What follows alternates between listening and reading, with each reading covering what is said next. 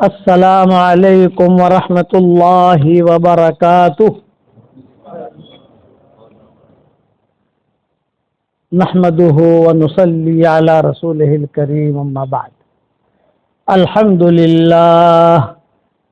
لله نحمده ونستعينه ونستغفره ونؤمن به ونتوكل عليه ونعوذ بالله من شرور أنفسنا ومن سيئات أعمالنا ونعوذ بالله من شرور أنفسنا ومن سيئات أعمالنا من يهده الله فلا مضل له ومن يضلله فلا هادي له ونشهد أن لا إله إلا الله وحده لا شريك له ونشهد أن سيدنا ومولانا محمدا عبده ورسوله صلى الله عليه وعلى آله وأصحابه وبارك وسلم تسليما كثيرا كثيرا أما بعد فأعوذ بالله من الشيطان الرجيم بسم الله الرحمن الرحيم يا أيها الذين آمنوا توبوا إلى الله توبة نصوحا عسى ربكم أن يكفر عنكم سيئاتكم ويدخلكم جنات تجري من تحتها الأنهار يوم لا يخزي الله النبي والذين آمنوا معه نورهم يسعى بين أيديهم وبأيمانهم يقولون ربنا أتمم لنا نورنا واغفر لنا إنك على كل شيء قدير۔ صدق اللہ العظیم۔ قابل احترام بھائیوں، دوستوں اور بزرگوں، اللہ جل جلالہ عم نوالہ نے اپنے فضل و کرم سے مغفرت کا دروازہ مرنے سے پہلے کھلا رکھا ہے۔ دو وقت سے پہلے، ایک تو یہ کہ سورج مغرب سے طلوع ہو، اس سے پہلے دروازہ کھلا ہوا ہے، اور یہ کہ انسان جو ہے موت کے فرشتوں کو دیکھ لے، یہ دیکھے کہ بس اب میں مرنے والا ہوں، موت کے فرشتے دیکھے، خدا کا غیبی نظام دیکھے۔ اس سے پہلے یہ دروازہ اللہ نے مردوں اور عورتوں کے لیے کھلا رکھا ہے معافی کا۔ ہم فرشتے نہیں ہیں کہ ہم سے گناہ نہ ہو، اور ہم شیطان بھی نہیں ہے کہ ہم توبہ نہ کریں۔ یہ فرشتوں سے گناہ نہیں ہوتا اور شیطان توبہ نہیں کرتا۔ ہمارے لیے توبہ، استغفار، اس کو بہت عام کر دیا، گناہ معاف کرانے کے اسباب بہت بتائے۔ ہماری عمر جو ہے بہت تھوڑی کر دی۔ پچھلی امتوں کی عمریں جو ہے وہ تو 400 سال میں جا کر بالغ ہوتے تھے۔ جب پیدا ہوتا تھا بچہ تو 400 سال میں جا کر وہ بالغ ہوتا تھا، تو مرتا کب ہوگا؟ وہ شادی کب کرتا ہوگا، مرتا کب ہوگا؟ اور ہمارے یہاں یہ کہ ہماری عمریں کر دی 60 سال کی، 70 سال کی۔ کیا اعمار امتی ما بین 60 و 70، لیکن بھاؤ بڑھا دیا، گناہ معاف کرانے کے اسباب بے انتہا بتائے۔ میں نے ایک کتاب لکھی ہے جس میں صرف مغفرت کی حدیثیں جمع کی ہیں اور کچھ نہیں۔ جیسے بکھرے موتی ہے تو بکھرے موتی میں تو سارے مضمون ہیں، تفسیر بھی ہے، حدیث بھی ہے، عملیات کے لائن بھی ہے، قصے بھی ہے، سب کچھ ہے اس میں۔ 12 جلدیں آ گئی الحمدللہ۔ لیکن ایک کتاب میں نے لکھی کہ صرف اس میں مغفرت کی حدیث ہے، یہ کرو گناہ معاف، یہ کرو گناہ معاف، یہ کرو گناہ معاف، بے انتہا اسباب بتائے۔ 2 چیزوں کا اسباب بہت بتائے۔ جس چیز کی انسان کو زیادہ ضرورت ہے اللہ اسے آسان کر دیتا ہے۔ جیسے ہوا کی ضرورت ہے تو کتنی آسان ہے ہوا۔ پانی کی ضرورت ہے، پانی کتنا آسان ہے۔ ہوا کے بارے میں یہ نہیں کہ بھی جو ہے آج ہوا 2 گھنٹہ نہیں آئے گی، 2 گھنٹہ ہوا رک جائے خدا نہ خواستہ تو موتیں واقع ہو جائیں۔ اور اس کے لیے یہ بھی نہیں ہے کہ 1 کلو ہوا چاہیے تو اتنے پیسے ملیں گے، اتنے پیسے دینے پڑیں گے، فری۔ اسی طریقے پر انسان کو پانی کی ضرورت ہے، تو اللہ نے پانی بہت آسان کر دیا، نہریں، کنویں سب آسان کر دیا، ضرورت ہے انسان کی، چشمے جاری کر دیے اور قرآن میں اس کو نشانیاں کہا۔ اسی طریقے پر انسان کو نیکی کی ضرورت ہے اور اپنا گناہ معاف کرانے کی ضرورت ہے۔ چک ہو جاتی ہے نا، کبھی آنکھ کا گناہ ہو جاتا ہے، کبھی زبان کا گناہ ہو جاتا ہے، کبھی کان کا گناہ ہو جاتا ہے۔ آدمی سوچنے کا گناہ تو نہیں ہوتا، لیکن سوچ ریکارڈ ہوتی ہے، وہاں محفوظ ہو جاتی ہے۔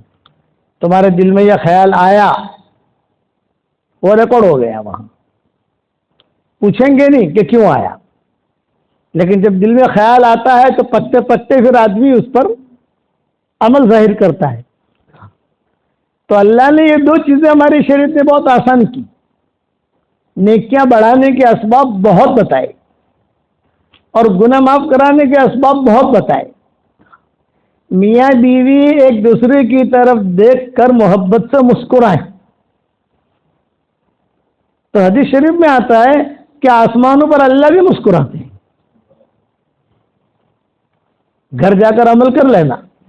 ہاں، کیا آج مولوی صاحب نے وظیفہ بتایا، صحیح حدیثوں میں آتا ہے کہ میاں بیوی محبت سے، یہ نہیں کہ آپ مول صاحب نے کیدوں سے એટલા જ હસવું જ પડશે પણ તારી મારી લડાઈ જે છે ને તો છે જ، یہ نہیں کہ مولانا نے کہا એટલે હસવું છું હા પણ આપણી જે લડાઈ છે એ છે۔ محبت کے ساتھ میاں بیوی ایک دوسرے کی طرف دیکھ کر مسکرائے تو اللہ بھی مسکراتے ہیں۔ طبرانی کی حدیث ہے، میاں بیوی محبت سے ایک دوسرے سے مصافحہ کریں، تو 10 انگلیاں اس کی ہے، 10 انگلیاں اس کی ہے، 20 ہو گئی نا۔ تو 20 انگلیوں سے گناہ ایسے جھڑتے ہیں جیسے پانی کا نل کھولو تو پانی کیسا جھڑتا ہوا گرتا ہے، ایسے گناہ جھڑتے ہیں۔ یہ اسباب بتائے، شارٹ اسباب، مختصر۔ آسمان کی طرف آدمی دیکھے اور صرف ایک جملہ 3 مرتبہ کہے۔ کتنی مرتبہ کہے بھائی؟ 3 مرتبہ۔ اے اللہ تو مجھے معاف کر دے، تیرا علاوہ کوئی معاف کرنے والا نہیں ہے۔ اے اللہ تو مجھے معاف کر دے، تیرا علاوہ کوئی معاف کرنے والا نہیں ہے۔ اے اللہ تو مجھے معاف کر دے، تیرا علاوہ کوئی معاف کرنے والا نہیں ہے، 3 مرتبہ صرف۔ تو حدیث شریف میں آتا ہے اللہ ہنس کر جواب دیتے ہیں، جا معاف کر دے تو جا۔ یہ اسباب بتائے، کیونکہ آسمان ہر جگہ سے آدمی دیکھ سکتا ہے، اپنی کھیت میں سے دیکھ سکتا ہے، اپنی کھڑکی میں سے دیکھ سکتا ہے۔ 3 مرتبہ آدمی کہے، یہ ساری حدیثیں میری کتابوں میں ملیں گی اوپر کے حوالوں کے ساتھ۔ بہت اسباب بتائے۔ انس بن مالک سے حضور صلی اللہ علیہ وسلم نے فرمایا، انس تیرے گناہ زیادہ ہو جائیں تو لوگوں کو پانی پلانا۔ دیکھو جب پانی کا انتظام کرتے ہیں، کنویں کھدواتے ہیں، یہ کرتے ہیں وہ کرتے ہیں، تو انس بن مالک لوگوں کو پانی پلاتے تھے۔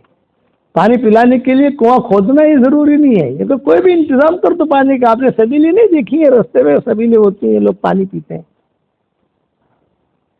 یہ گناہ معاف کرانے کے اسباب ہیں، اس سے اللہ تیرے گناہ معاف کرے گا۔ اور بہت بتائے، قصے بہت آتے ہیں حدیثوں کے اندر، بہت۔ نیکیاں بڑھانے کے بھی اسباب بہت اور گناہ معاف کرانے کے اسباب بھی بہت۔ وضو کرو گناہ معاف، مسجد میں آ جاؤ نماز پڑھو گناہ معاف، قرآن پڑھو گناہ معاف، درود شریف پڑھو گناہ معاف۔ ان الحسنات یذہبن السیئات، ایک طرف نیکیاں کھڑی کرو اور ایک طرف گناہ کھڑے کرو۔ میں ایک طرف نیکیوں کا یوں جمع کر دوں ڈھیر اور ایک طرف گناہ جمع کر دوں، تو ظاہری بات ہے کہ گناہ زیادہ ہوتے ہیں آدمی کو۔ صبح سے لے کر شام تک آدمی کچھ نہ کچھ گناہ کرتا رہتا ہے، زبان کنٹرول میں نہیں رہتی، غیبت کرتا ہے، کسی کو ڈانٹ دیتا ہے، کسی کا مال ہڑپ کر لیتا ہے، چالاکیاں ہے نا۔ جب اللہ تعالیٰ نے چالاکیاں پیدا کی تھی تو 2022 میں لوگوں نے بہت چالاکیاں لپیٹی تھی اپنے اوپر. یہ دور چالاکیوں کا ہے. تبلیغ میں بھی چالاکی، مسجد میں بھی چالاکی، مکتب میں بھی چالاکی. یہ چالاکی آدمی کو ختم کر دیتی ہے، اجاڑ دیتی ہے. چالاکی نہیں.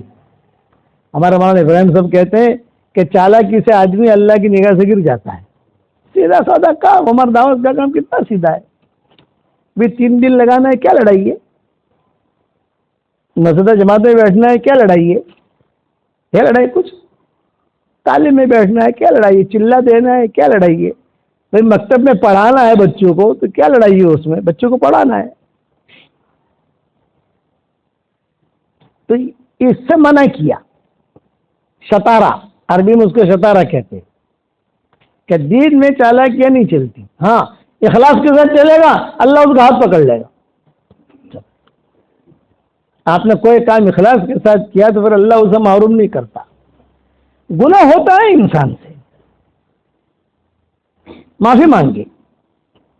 نیکی کی مثال ہے اینٹی بائیوٹک کی، اور گناہ کی مثال ہے جراثیم کی. کسی کو جراثیم ہو جائے بدن میں تو اینٹی بائیوٹک دیتے ہیں نا. جیسے جراثیم بہت بڑے خطرناک جراثیم ہے تو اینٹی بائیوٹک بھی ہائی لیول کی دی جاتی ہے. اور اگر چھوٹے موٹے ہیں تو چھوٹے موٹے گناہ تو لمم کہتا ہے. لمم، چھوٹے موٹے گناہ تو بہت جلدی اللہ معاف کرتا ہے، بہت جلدی. بڑے گناہ ہو گئے، زنا ہو گیا، خدا نخواستہ قتل ہو گیا، ماں باپ کی نافرمانی کر لی، کسی کو مارا، کسی کی زمین دبائی، تو جو مخلوق کے حق ہے وہ تو ادا کرنا پڑے گا آپ کو. لیکن چوک ہو گئی تو پھر آدمی صحیح دل سے معافی مانگے گا تو اللہ تعالیٰ اسے محروم نہیں کرے گا. لیکن اینٹی بائیوٹک کی جو ہے قسمیں ہیں. اب سر میں مینا میں بیمار ہوا. جب مینا میں بیمار ہوا تو مجھے سخت سردی، اور کل عرفات جانا ہے. ظاہری بات ہے کہ بھی کل عرفات ہے. عرفات کا دن مشغولیت کا بھی ہوتا ہے اور محنت کا بھی ہوتا ہے. پھر مزدلفہ کی رات بھی مشغولیت کی ہوتی ہے، اور یہاں مینا میں طبیعت خراب. تو میں نے ہمارے عرب ساتھیوں سے کہا کہ بھی کوئی ڈاکٹر کا انتظام کرو، ہمارے قافلے میں کوئی ڈاکٹر ہو. میں نے کہا شیخ ڈاکٹر شریف آئے ہوئے ہیں. ڈاکٹر شریف یعنی بادشاہ کا ڈاکٹر، بڑے ڈاکٹروں میں، وہ بھی ہمارے ساتھ حج کر رہے ہیں. ارے بھائی بہت اچھا. بھی ان کو بلا لو. بولے وہ ہمیں کہہ رہے تھے کہ شیخ سے ملنا ہے. تو اچھا، اس بہانے ملاقات بھی ہو جائے گی، آپ کو دیکھ بھی لیں گے، دوائی بھی دے دیں گے. خبر دی گئی ڈاکٹر شریف آئے. میں اینٹی بائیوٹک پر سمجھا رہا ہوں. اب وہ آئے، السلام علیکم. وعلیکم السلام. بہت اکرام کیا، بیٹھے. کیا ہوا؟ سلامات. سلامات عربی میں سلامات کہتے ہیں. سلامات، سلامات یعنی صحت مند رہو، صحت مند رہو. کیا ہوا؟ میں نے کہا دیکھو کیا ہوا، کھانس رہا ہوں، بلغم بھرا ہوا ہے. انہوں نے کہا ہاں ہاں ہاں شیخ آپ تشریف رکھیں، میں ابھی دوائی لے کر آتا ہوں. خیر وہ گئے، تھوڑی دیر میں دوائی لے کر آئے. 1 گولی. کتنی گولی بھائی؟ اور آپ کے یہاں ڈاکٹر کتنے دیتے ہیں؟ 15 گولیاں. سوار میں آٹلی، بپورے آٹلی، راترے آٹلی. وہ 1 گولی لایا ہوا اور کہا کہ شیخ یہ پی لو، زمزم کے ساتھ پی لو. تو ہمارا خادمہ ہوتا ہے ابراہیم لاہیانی. ابراہیم لاہیانی جب زمزم، تو وہ زمزم لے کر آیا. شیخ آپ اس کو پی لو آپ انشاءاللہ. تو میں نے کہا شیخ 1 گولی؟ بولے ہادہ یکفی. یہ بیماری آپ کو 1 سال تک یا کچھ مہینے بتائے، اتنے مہینے تک آپ کی بیماری انشاءاللہ نہیں آئے گی. ہم بادشاہ کو یہ 1 گولی ہی دیتے ہیں. ارے میں نے کہا ہمارے ہندوستان میں تو یار پتہ نہیں اتنے مجھے جھگلے بھر کے دیتے ہیں. بولے وہ ہندوستان ہے، یہ ہندوستان نہیں. وہ بولے یہ اینٹی بائیوٹک ہائی پاور کی ہے، جو جراثیم کو ختم بھی کرتی ہے اور وہ آئندہ جراثیم نہ لگے اس کی حفاظت بھی کرتی ہے. یہ بادشاہوں کو دی جاتی ہے. ان کے پاس ٹائم نہیں ہوتا. ارے میں نے کہا ہم تو فقیر لوگ ہیں یار. لیکن آپ بھی بادشاہ ہو. بولے میں ساتھ لے کے چلتا ہوں. ڈاکٹر شریف نے کہا میں سب کو تو دیتا نہیں، لیکن کوئی خاص آدمی ہو تو آپ چونکہ میرا سبق سنتے ہیں، وہ واٹس ایپ پر سبق جاتا ہے نا، تو روزانہ اہتمام سے سنتے ہیں. مصر کے ہیں، یہ وہاں رہتے ہیں. اسی طریقے پر نیکیوں میں بھی اینٹی بایوٹک ہے الگ الگ قسم کی. درود شریف پڑھو یہ بھی اینٹی بایوٹک ہے، استغفار پڑھو یہ بھی اینٹی بایوٹک ہے، کلمہ پڑھو یہ بھی اینٹی بایوٹک ہے، نماز پڑھو یہ بھی اینٹی بایوٹک ہے. اور اونچے اینٹی بایوٹک بتاؤں آپ کو؟ ارے روی دار بول رہے بتاؤں؟ آدمی سورہ اخلاص بہت پڑھے، یہ ٹاپ 1 اینٹی بایوٹک. کہ سورہ اخلاص کی جتنی فضیلتیں حدیث شریف میں آتی ہیں اتنی کسی صورت کی نہیں ہے. مشرکین مکہ نے حضور صلی اللہ علیہ وسلم سے کہا تھا کہ انصب لنا ربک، آپ کے رب کا نسب نامہ بیان کرو. نسب نامہ ہوتا ہے نسب کا، میرا باپ یہ تھا اور میرا دادا یہ تھا پھر میرا پردادا یہ تھا. تو مشرکین مکہ نے کہا انصب لنا ربک، کیونکہ آپ نے رب کا نسب نامہ بیان کرو. اب اللہ اللہ اللہ کرتے ہو تو نسب نامہ کیا ہے؟ تمہارا اللہ کا ابا کون، پھر اس کی ماں کون، پھر اس کی دادی کون. نسب نامے کا مطلب یہ ہوتا ہے.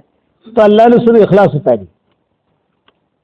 جب یہ سورہ اخلاص آئی تو روایت میں 70,000 فرشتے لے کر اترے. تو ظاہری بات ہے کہ اوپر سے آ رہی ہے نا، تو ہر آسمان پر فرشتے نے پوچھا ارے یہ صورت ہے چھوٹی سی لیکن اتنے زیادہ فرشتے لے کے جا رہے ہیں، اس کو کیا ہے؟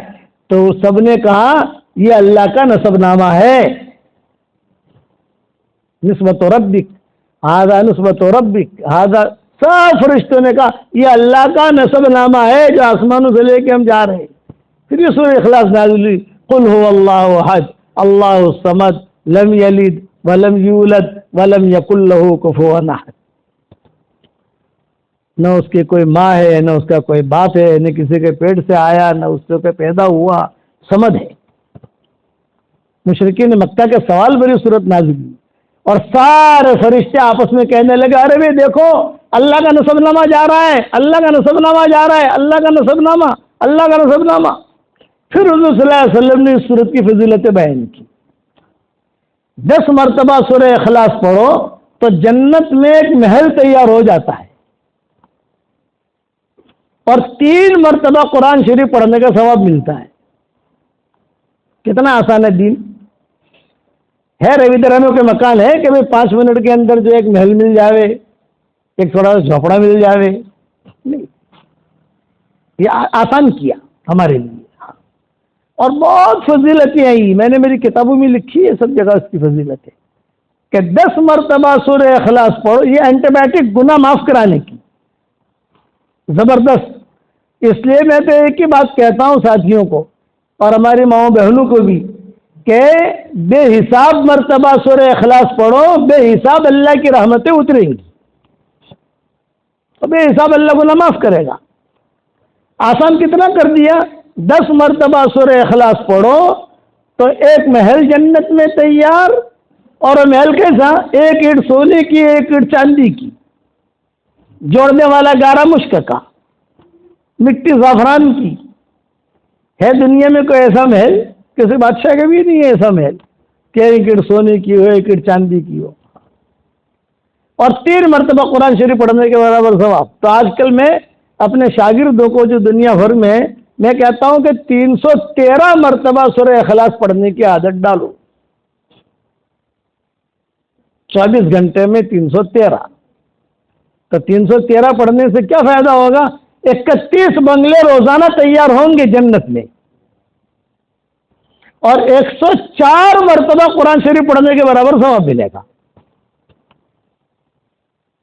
اور گناہ معاف ہوں گے وہ الگ، نیکیاں ملیں گی وہ الگ، اللہ خوش ہوگا وہ الگ. ایک صحابی تھے قباء میں امام تھے، تو وہ ہر فرض نماز میں سورہ فاتحہ سورہ اخلاص پڑھتے تھے.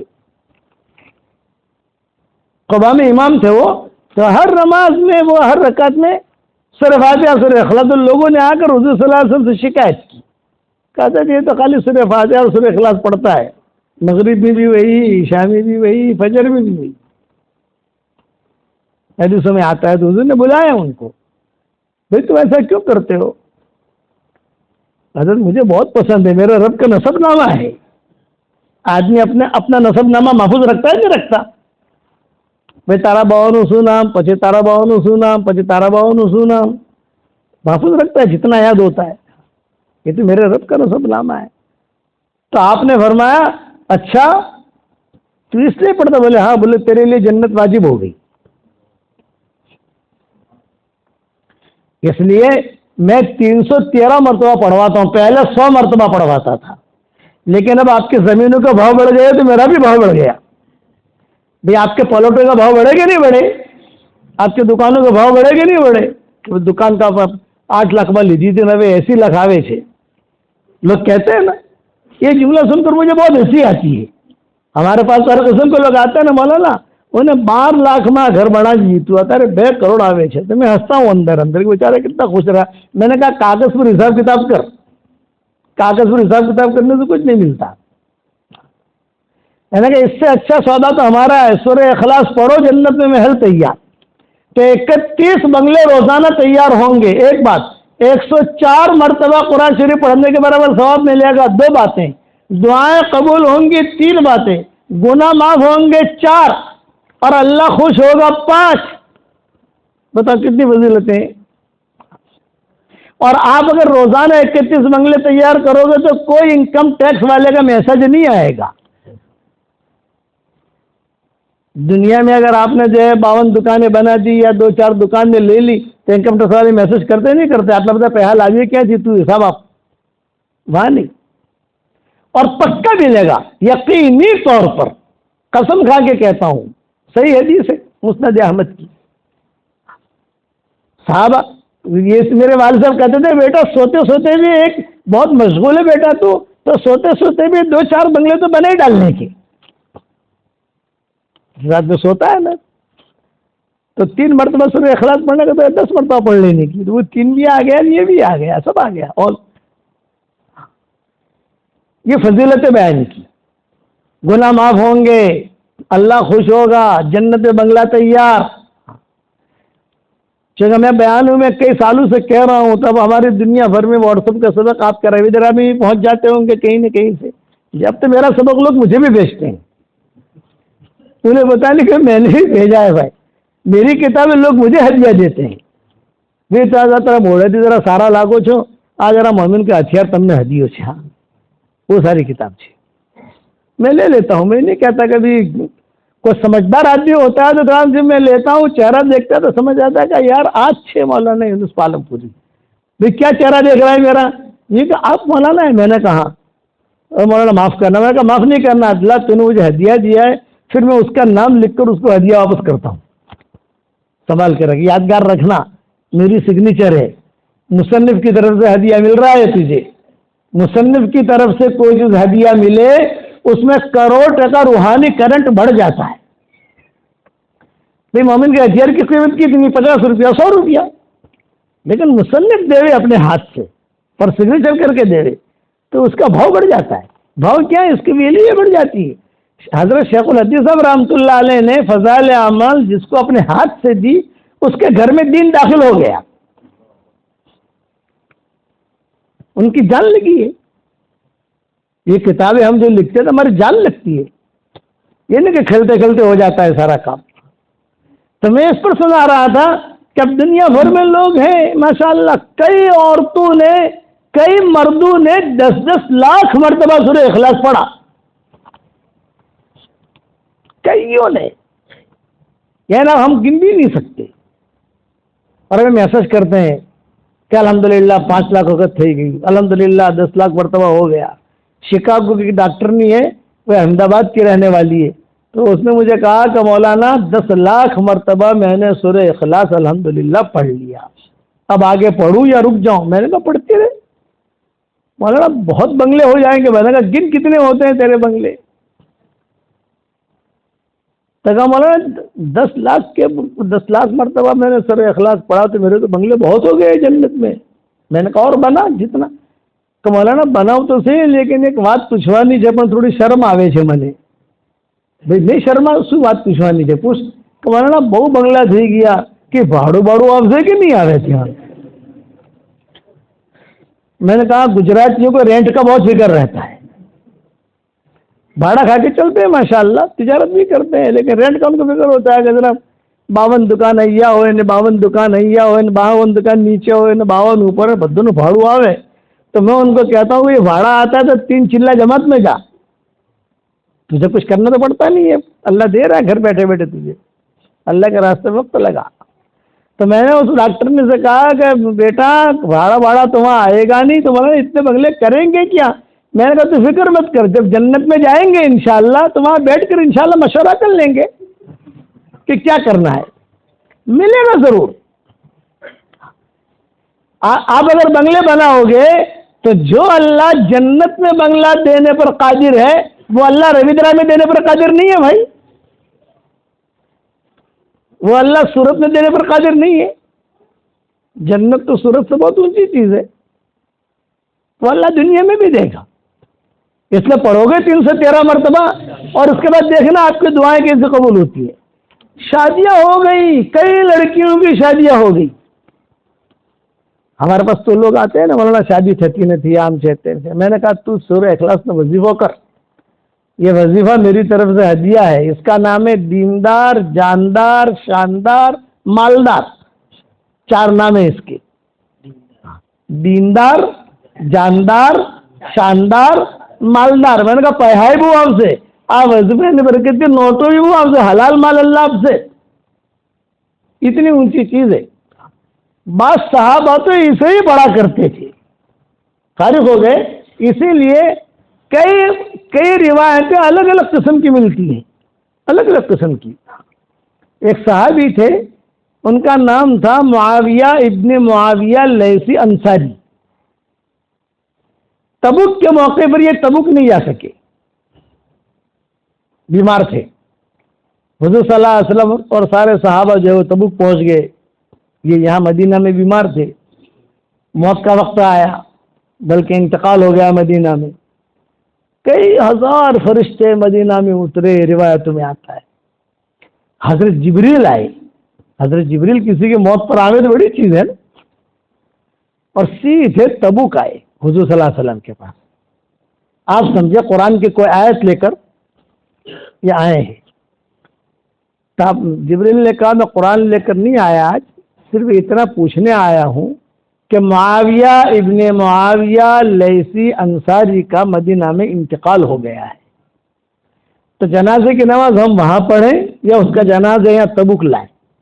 700 किलोमीटर है मदीना मुनव्वरा से तबुक, तकरीबन 650 700।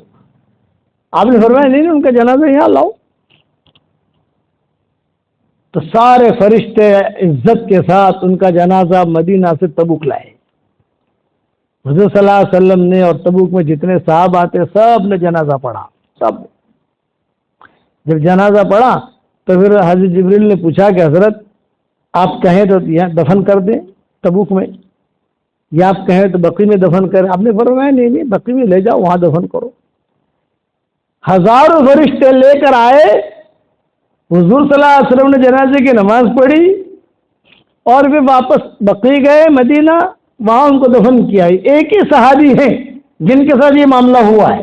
हालांकि मरने वाले सहाबी तो बहुत है दुनिया में जो दूर दूर जाकर मरे हैं, किसी के बारे में किस्सा नहीं आता। ये इनका मामला है, मुआविया इब्ने मुआविया लैसी अंसारी, इनका नाम आता है हदीस में, मुआविया इब्ने मुआविया लैसी अंसारी। फिर हुजूर सल्लल्लाहु अलैहि वसल्लम ने पूछा कि जिब्रील आदमी मरता है वही कब्र बन जाती है, इनको इतनी इज्जत क्यों मिली, क्या वजह है? तो हज़रत जिब्रील ने कहा हजरत ये सूरह इखलास बहुत पढ़ता था,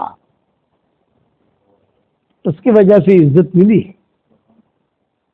अब पढ़ोगे इंशाल्लाह, जन्नत में महल बनाओगे ना इंशाल्लाह। मियाँ बीवी एक दूसरे को पूछे कि तूने कितना महल बना लिया, तूने कितना बना लिया, लेकिन दादागिरी नहीं, बढ़ाओ नहीं। हमारे यहाँ दादागिरी नहीं है, हमारे यहाँ मोहब्बतें हैं, फजीलतें बयान की कि मियाँ बीवी दोनों जो है एक दूसरे को तहज्जुद में जगाएं, अल्लाह हंसते हैं। लेकिन ये कब है? जब दोनों का मिजाज मिला हुआ हो, कि दोनों समझते हैं एक दूसरे को। अगर बीवी कहती है कि हमारी ऊँग खराब करी ना किया मन तो जबरदस्त ऊँग आवी तुम्हें आंसू का लगाओ छोड़ वगैरह, یا شوہر کہے گا ارے کہاں ہوں چٹکڑ کر کے چھینٹا بٹایا ناکے سے، یہ لڑائی، اس سے اچھا مت چھینٹا بٹا مت دو، لڑائی نہیں کرنی۔ کتاب علماء نے لکھا ہے مزاج ملا ہوا ہو میاں بیوی کا، دونوں ایسے وہ جگانے سے خوش ہوتے ہو تو اجازت ہے، اور چھینٹا مارنے کی اجازت ہے۔ یہ نہیں کہ وہ جاگ لے رہی ہے تو پانی کی بوتل ڈال دی آپ نے، جب پانی کی بوتل ڈالو گے تو وہ تو جاگے ہی جاگے گی، لیکن روی طرح کے محلے والے بھی جاگ جائیں گے، لڑائی ہوگی۔ ہماری شریعت نے بہت آسانیاں کی ہیں، لیکن سمجھنے والے کم ہیں، اس بات کو سمجھنے والے بہت تھوڑے ہیں۔ تو فضیلتیں یہ بیان کی، حضرت ابو ذر غفاری بیٹھے ہوئے تھے، حضرت جبریل آئے اور حضرت جبریل نے کہا اہذا ابا ذر یا رسول اللہ، یہ ابو ذر ہے؟ آپ نے فرمایا ہاں ابو ذر ہے۔ پھر حضور صلی اللہ علیہ وسلم نے پوچھا جبریل آپ کیسے پہچانتے ہو ان کو؟ یہ فرمایا حضرت آسمان والے ان کو مدینہ والوں سے زیادہ پہچانتے ہیں، دھوم مچی ہے آسمانوں میں ان کی۔ تو کیوں؟ یہ کہ عنده خصلتین، دو عادتیں ہیں اس میں، ایک عادت یہ ہے کہ اس کے اخلاق اچھے ہیں، بول میٹھے ہیں، کڑوے نہیں ہیں، اور دوسری عادت یہ ہے کہ سورہ اخلاص بہت پڑھتا ہے، تو دھوم مچی ہے آسمانوں پر، یہ روایتوں میں آتا ہے۔ اس لیے روی درا کو بھی اگر چمکانا ہے نا تو ہماری مائیں بہنیں ایام میں نہ پڑھیں، مائیں بہنیں بھی سنا بیان سن رہی ہیں، ایام میں نہ پڑھیں، جب ایام سے فارغ ہو جائیں تو پڑھنا شروع کریں، کھانا پکاتے پکاتے پڑھیں۔ کسی اب تو عورتیں، ہم نے ایسی عورتیں بھی دیکھی ڈرائیونگ کرتے کرتے پڑھتی ہیں، ڈاکٹر لوگ آپریشن کرتے کرتے پڑھتے ہیں، اور بھی کہتے ہیں کہ الحمدللہ۔ کئی لوگوں نے کہا مولانا جب سے آپ نے یہ دیندار جاندار شاندار مالدار وظیفہ دیا ہم نے اسے پکڑ لیا، الحمدللہ ہم نے بہت محل بنائے۔ تو میں کہتا ہوں کہ بس اب زیادہ گننا مت، محل ملیں گے، وہ حساب کتاب اللہ پہ چھوڑو۔ خدا نہ خواستہ حشر کے میدان میں گناہوں کی وجہ سے کبھی دائیں بائیں آدمی ہوا تو آدمی یہ کہہ سکتا ہے کہ اللہ پاک ہماری پراپرٹی تو یہاں ہے جنت ماں، اور میں کہتا ہوں دنیا میں پراپرٹیاں بہت بنا لی، اب جنت میں پراپرٹی بناؤ۔ بس دنیا میں مکان بھی لے لی، پراپرٹی بنا لی، زمینیں بھی خرید لی، دکانیں بھی لے لی، اب جنت میں یہ ٹاپ اینٹی بایوٹک ہے، جس کی وجہ سے اللہ گناہ بھی معاف کرے گا، محبت بھی کرے گا، جنت بھی دے گا، اور دنیا میں اس کی برکتیں بھی ملیں گی۔ اور اگر اس سے جی بھر جائے، کبھی کبھی ایسا ہوتا ہے کہ سورہ اخلاص سے پڑھتے پڑھتے جی بھر گیا، اس سفر شروع کر دو، اے اللہ مجھے معاف کر دے، اللہ مجھے معاف کر دے، اللہ مجھے معاف کر دے، کلمہ پڑھنا شروع کر دو، درود شریف پڑھنا شروع کر دو، بے انتہا اسباب ملیں گے گناہ معاف کرانے کے۔ اور کوئی گناہ ایسا نہیں ہے شرک کے علاوہ جو مرنے سے پہلے معاف نہ ہو۔ مرنے سے پہلے آدمی توبہ کرے، اپنا معاملہ کلیئر کرے، سوتے وقت 3 مرتبہ صرف کہہ دو، سوتے وقت اے اللہ مجھے معاف کر دے، اے اللہ مجھے معاف کر دے، اے اللہ مجھے معاف کر دے، 3 مرتبہ۔ آدمی سو رہا ہے 3 مرتبہ کہے مجھے معاف کر، مجھے معاف کر، مجھے معاف کر، تو رسول اللہ صلی اللہ علیہ وسلم فرماتے ہیں کہ آسمان کے تاروں کے برابر بھی اس کے گناہ ہوں گے تو اللہ معاف کر دے گا، ریت کے ذروں کے برابر بھی گناہ ہوں گے تو اللہ معاف کر دے گا۔ اتنا آسان ہے گناہ معاف کرانا ہماری شریعت میں، پچھلی شریعتوں میں اتنا آسان نہیں تھا۔ پچھلی شریعت آج ہم گناہ ہم جتنے بیٹھے ہیں ہم سب نے گناہ کیے ہیں، لیکن ہمارے عیبوں پر اللہ نے پردہ ڈالا ہے، اور پچھلے زمانے میں عیبوں پر پردہ نہیں ڈالتا تھا اللہ تعالیٰ، ان کے گھروں پہ لکھ دیا جاتا تھا آج اس نے شراب پی ہے، آج اس نے زنا کاری کی ہے، آج اس نے دھوکہ دیا ہے، وہی اخبار ہوتا تھا۔ صبح صبح ہمارے یہاں اخبار آتا ہے نا کہ صبح جو ہے صبح میں 20 روپئے میں ایک اخبار ملتا ہے، اور شام کو 20 روپئے کلو ہو جاتا ہے، وہ صبح 20 روپئے کا ہے اور شام کو کلو، تو اس کا کوئی ویلیو نہیں۔ تو اس زمانے میں ان کے گھروں پر لکھا ہوا ہوتا تھا، تو لوگ جو ہے فجر کے بعد یوں گھومتے تھے اور دیکھ لیتے تھے کہ کس نے کیا گناہ کیا، کس نے کیا گناہ کیا، اور ہم گناہ کر کے یہاں مسجد میں بیٹھے ہیں لیکن اللہ نے ہمارے پر پردہ ڈال دیا۔ اور اگر آدمی معافی مانگ لے تو اللہ تعالیٰ اس کو معاف بھی کر دیتا ہے۔ کریم ہے، ایک صحابی تھے، یہ حضور صلی اللہ علیہ وسلم کے پاس آئے، مجلس بھری ہوئی، سارے صحابہ بیٹھے ہوئے، بڑے میاں تھے، انہوں نے جو ہے اپنا لٹھ پکڑ کر تو آئے، دروازے پر کھڑے رہے۔ آپ نے صحابی نے کہا یا رسول اللہ ذنوبا ذنوبا ذنوبا، ہائے میرے گناہ، ہائے میرے گناہ، ہلاک ہو گیا، تباہ ہو گیا۔ آپ نے فرمایا کیا ہوا، کیا گناہ کیے تم نے؟ حضرت شرک کے علاوہ سارے گناہ میری جیب میں موجود ہیں، میرے جھولے میں شرک نہیں ہے، باقی سارے گناہ ہیں، جو گناہ زمین پر ہو سکتا ہے وہ گناہ ہے میرے پاس۔ آپ نے فرمایا قریب آؤ۔ جب یہ قصہ سب کے سامنے ہو رہا ہے، تنہائی میں نہیں ہو رہا، بعض قصے ایسے ہوتے ہیں کہ جو حضور صلی اللہ علیہ وسلم کے ساتھ کسی تنہائی میں ہوئے تو اس کے راوی کم ہوتے ہیں، لیکن سب کے سامنے جو قصے ہوتے ہیں تو وہ کہتے ہیں ارے ہاں اس مجلس میں تو میں بھی تھا، وہ مجلس میں میں بھی تھا، وہ مجلس میں میں بھی تھا۔ آپ نے فرمایا قریب آؤ۔ وہ قریب آئے، بیٹھے، کیا گناہ ہو گئے؟ حضرت شرم آتی ہے، بڑھاپے نے ڈیرا ڈال دیا، بوڑھا ہو گیا، آنکھیں کمزور ہو گئی، بال سفید ہو گئے، میری کمر جھکنے والی بن گئی، بہت میں جو ہے نادم ہوں، ندامت ہے، شرمندگی ہے۔ آپ نے فرمایا گھبرا مت، اب دیکھو حضور صلی اللہ علیہ وسلم ڈانٹتے نہیں ہیں اس کو۔ آپ لوگوں کو ایک نصیحت کرتا ہوں تو دنیا بھی آپ سے محبت کرے گی، جانور بھی آپ سے محبت کریں گے۔ عورتوں کو بھی نصیحت کرتا ہوں، مردوں کو بھی نصیحت۔ ایک بات میری مان لو، صرف ایک بات مانو گے؟ ایک بات، میں لمبی چوڑی تقریر نہیں کروں گا، ڈھنگ کی بات آپ کو سمجھاؤں گا۔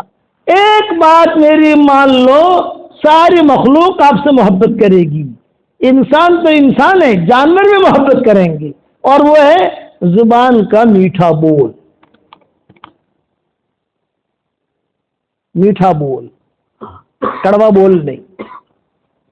کڑوے بول سے گھر ٹوٹتے ہیں، کڑوے بول سے رشتہ داریاں ختم ہوتی ہیں، کڑوے بول جو ہے آدمی کے دل کے اندر بس جاتے ہیں۔ اور کڑوے بول کی مثال دوں، کڑوا بول کے سے کہتے ہیں مائیں بہنیں ناراض نہ ہو جاویں۔ ایک مرتبہ بیچارہ ایک شوہر گھر میں آیا پھل لے کر، سائیکل رکھی ہوئی ہے، کچھ کھلونے رکھے ہوئے ہیں گھر میں، اور چیزیں جو ہے ہال کے اندر بکھری ہوئی ہے۔ اور یہ شوہر داخل ہوا تو شوہر نے کہا کہ بھئی اللہ کے بندو، اتنے بچے بچیاں ہیں، میرے ہاتھ میں فروٹ ہے، میرے ہاتھ میں روٹیاں ہیں، کھانا ہے، میں لے کر آیا ہوں، اور یہ دیکھو رستے میں ہے، اور مجھے جو ہے زور سے لگا بھی اور خون بھی آنے لگا۔ تو بیگم جو ہے نا، بیگم کچن میں تھی، وہ کیا کہہ رہی، آپ اندھے تھے دیکھ کے آتے؟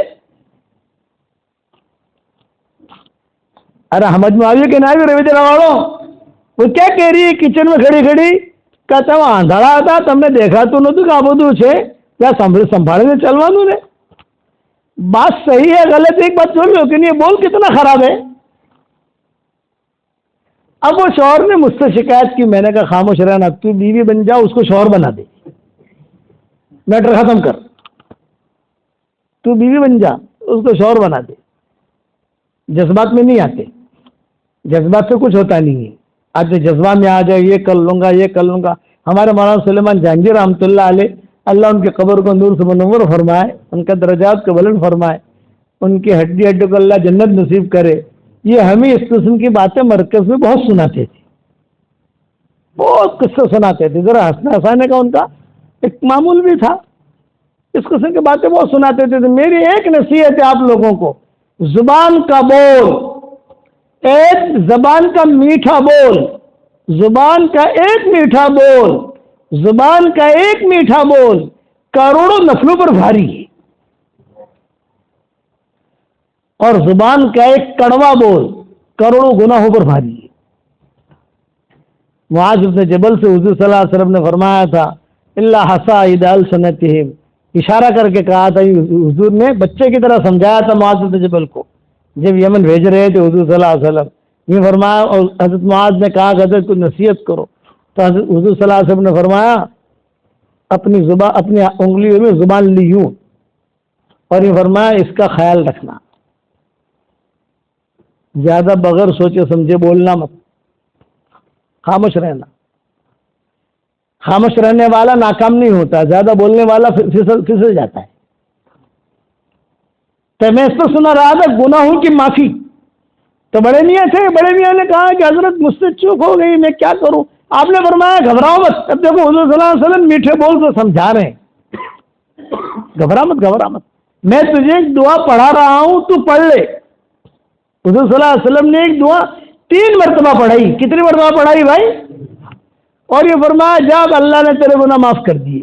اگر آپ کہو تو آپ کو بھی سکھا دوں وہ دعا بھائی، ہماری فیس ملے گی انشاءاللہ، اللہ کے راستے کے نقل رقل حرکت کرو گے انشاءاللہ بھائی، اور 313 مرتبہ تو پکا ہو گیا نا انشاءاللہ۔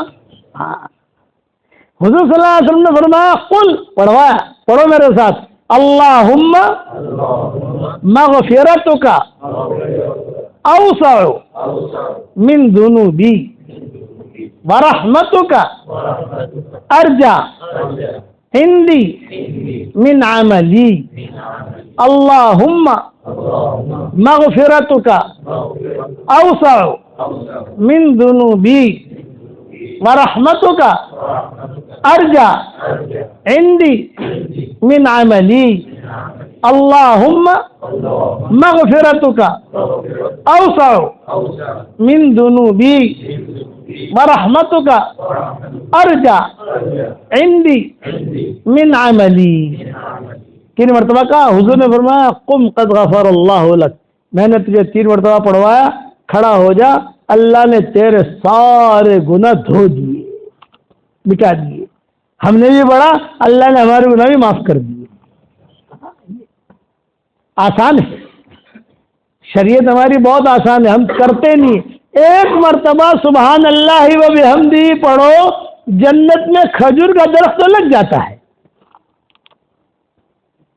2 مرتبہ پڑھو، 2 کھجور کے درخت، اور جنت میں لکڑی نہیں ہوتی، وہاں سونے کا تنا ہوتا ہے۔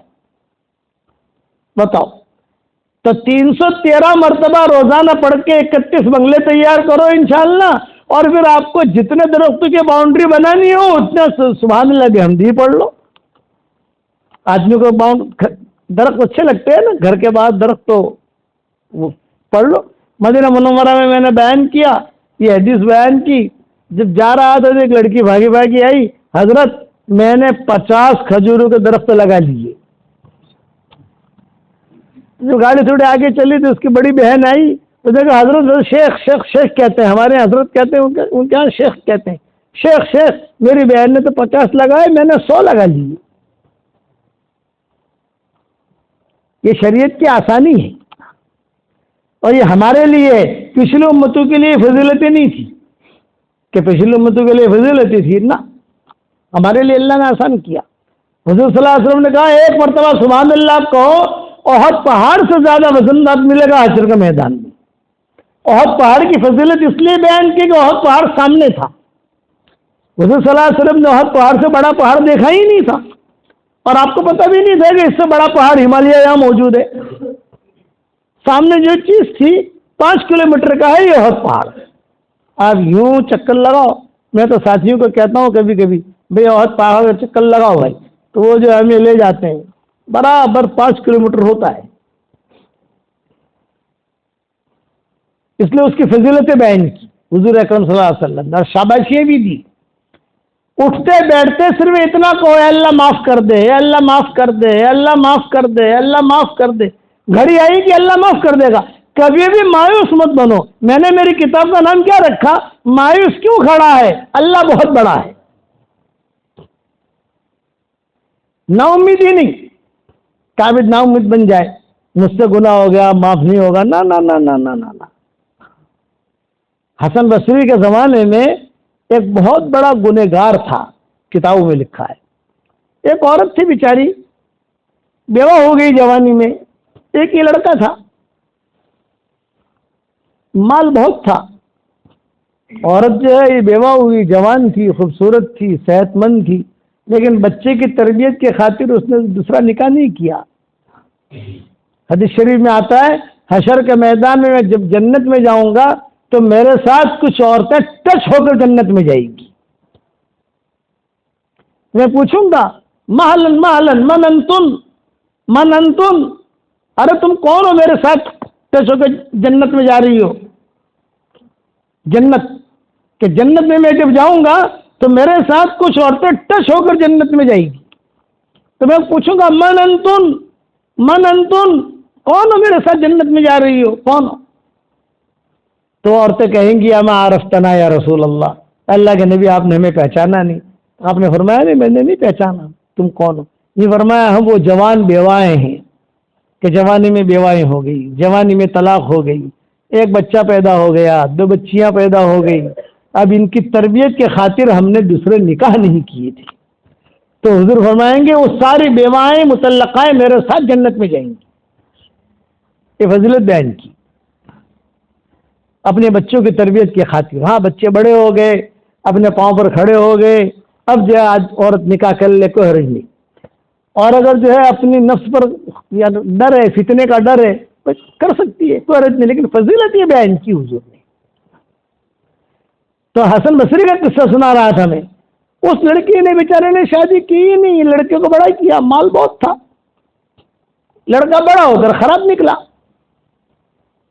سارا مال جوئے میں لڑکیوں میں. تو ماں سمجھاتی تھی ارے بیٹا یہ کیا کر رہا ہے تو حسن بصری کے پاس لے کر آئی. تو چلو حسن بصری اللہ والے کی نظر لگ جائے، اللہ والا کو تیرے لیے دعا کر لے. حسن بصری نے بہت سمجھایا لیکن ایک نہیں مانا. حسن بصری کے سامنے کیا کہے ہاں ہاں بالکل اب نہیں کروں گا نہیں کروں گا، گھر آ کر وہ شروع کر دے. ماں پریشان. اسے پھر بیماری لگی اس لڑکے کو.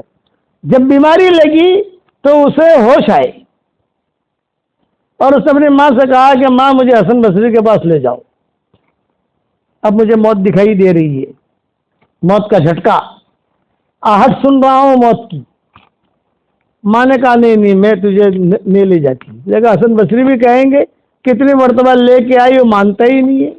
اماں آپ مانوں گا، اماں نے کہا نہیں تو زندہ رہے یا مر تو جان، تیرا اللہ جانے تیری آخرت جانے. اس نے مرنے سے پہلے سچی توبہ کی اور یہ کہا کہ اللہ گناہ نہیں کروں گا، تو جانتا ہے میں دل سے توبہ کر رہا ہوں، تجھے مجھے رکھنا ہے رکھ، نہ رکھنا ہے مت رکھ، لیکن یہ کہ میرے گناہ کوئی تیرا نقصان نہیں پہنچا سکتے. اللہ میں وہ چیز تجھ سے مانگتا ہوں جو تیرے پاس نہیں ہے میرے پاس ہے، کہ تیرے پاس گناہ نہیں ہے میرے پاس گناہ ہے، تو مجھے معاف کر دے، تیرے علاوہ کوئی معاف کرنے والا ہے نہیں. خیر انتقال کا وقت قریب آیا تو اس لڑکے نے اپنی ماں سے کہا کہ ماں میں اب جا رہا ہوں، آپ کو بہت تکلیف پہنچائی میں نے، مجھے معاف کر دینا، اور کلمہ پڑھ رہا ہوں، گواہ رہنا کہ میں کلمہ پڑھتے پڑھتے گیا ہوں، اور میرا انتقال ہو جائے ماں قبرستان میں دفن مت کرنا. کیوں بیٹا؟ یہ کہا میرے گناہوں کی وجہ سے دوسرے مرحومین کو تکلیف ہوگی، میرے گناہوں کی وجہ سے ان کو تکلیف ہوگی. یہ بہت بڑا بنگلہ ہے، بہت بڑا مکان ہے، کہیں کونے میں مجھے دفن کر دینا. یہ کہہ کر اس کا انتقال ہو گیا. انتقال ہونے کے بعد ماں نے اپنے بھائیوں کو، رشتہ داروں کو خبر دی. تو کتابوں میں لکھا ہے کہ تھوڑی دیر کے بعد ایک آدمی نے دروازہ کھٹکھٹایا. کون؟ حسن بصری نے کہا حسن بصری. ارے حسن بصری میرے دروازے پر، حسن بصری میرے دروازے پر. دروازہ کھولا، یہ فرمایا میں آیا ہوں تیرے بیٹے کی تجہیز تکفین کے لیے. ارے حضرت آپ کو کس نے اطلاع دی؟ حسن بصری نے کہا میں درس قرآن کی تیاری کر رہا تھا، اتنے میں میری آنکھ لگی، جب آنکھ لگی تو میں نے خواب میں دیکھا کوئی مجھے کہہ رہا ہے میرے ولی کا انتقال ہو رہا ہے، اس کا جنازہ پڑھو، اس کے جنازہ پڑھنے سے اللہ تمہارے گناہ بھی معاف کر دے گا. ولی کریم ہے، آخر میں بھی اللہ معاف کر دیتا ہے. چنانچہ حسن بصری نے جنازے کی نماز پڑھائی، اس کا تجہیز تکفین کا انتظام کیا اور خود جنازے کی نماز پڑھائی. لوگ کہنے لگے کہ اتنا خراب لڑکے کا جنازہ حسن بصری پڑھا رہے.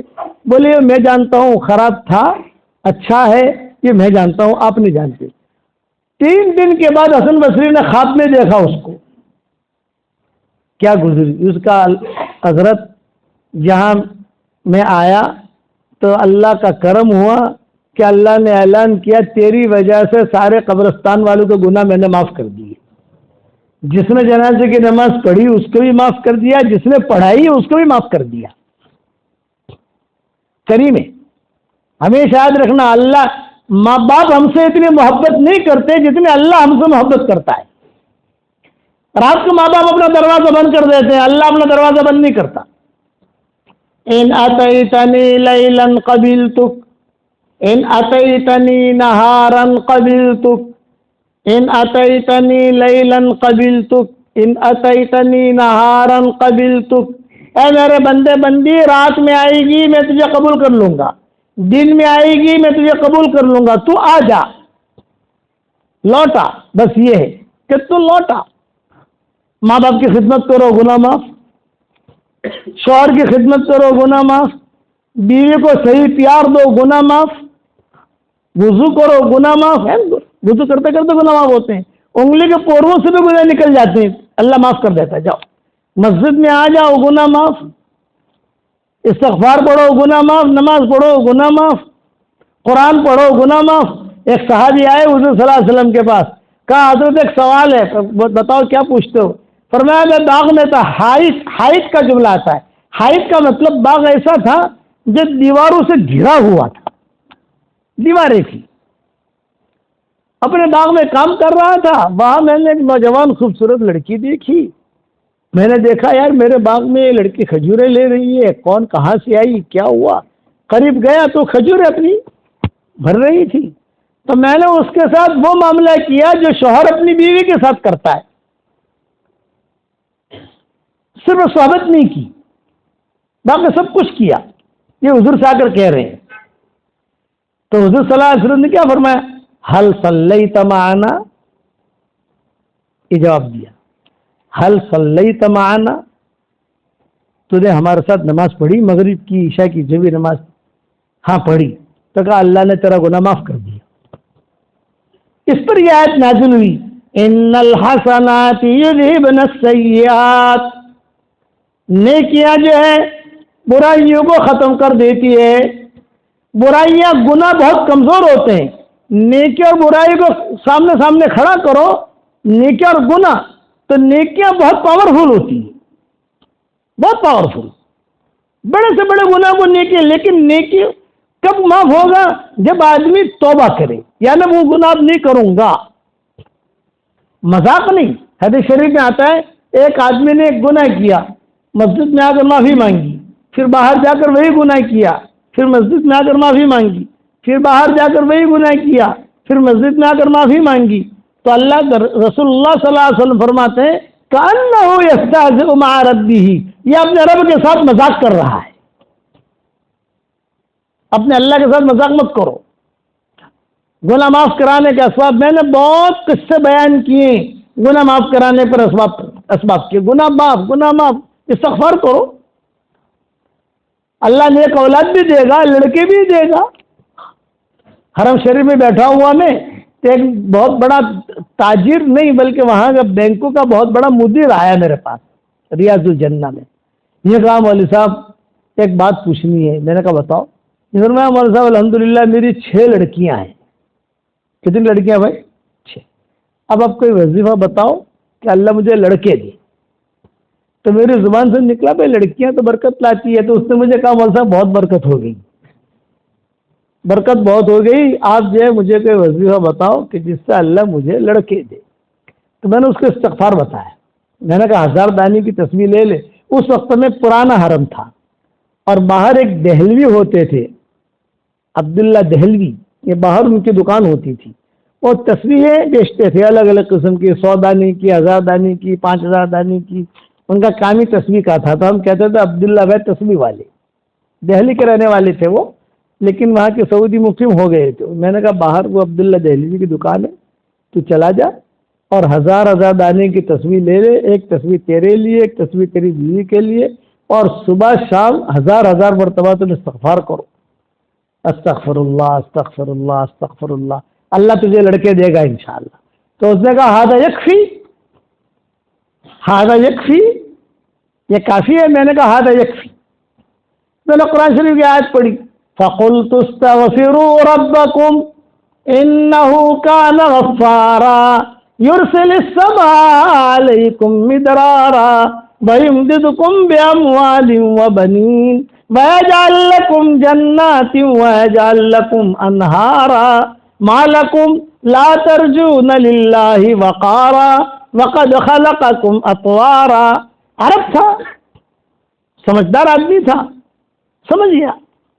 عرب میں بیان کرنا بہت آسان ہوتا ہے، ہندوستان والے میں بہت مشکل، اور بنگالی میں تو اور مشکل، کہ ہندوستان والوں کو ان کے مزاج کے مطابق سمجھانا پڑتا ہے۔ عربوں کیا، قرآن کی آیت پڑھ لو سارا سمجھ جاتے ہیں، حدیث سے پڑھ لو سمجھ جاتے ہیں، پورا کے پورا سمجھ جاتے ہیں۔ حدیث پڑھ لو سو سمجھ جائیں گے، وہ جاہل سے جاہل ہوگا لیکن حدیث سمجھ جائے گا وہ کہ شیخ کیا کہنا چاہتے ہیں۔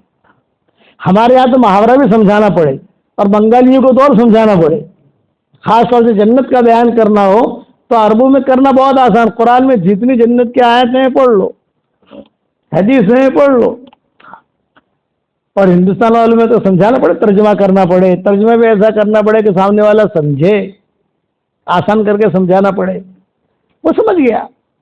اب یقین 1 سال کے بعد میں مدینہ منورہ کے ایئرپورٹ پر اترا تو عرب جو تھا وہ آیا ایئرپورٹ پر، ہمارے استقبال میں تو نہیں آیا، استقبال میں تو دوسرے ساتھی آئے تھے کاریں وغیرہ لے کر، لیکن وہ بھی آیا۔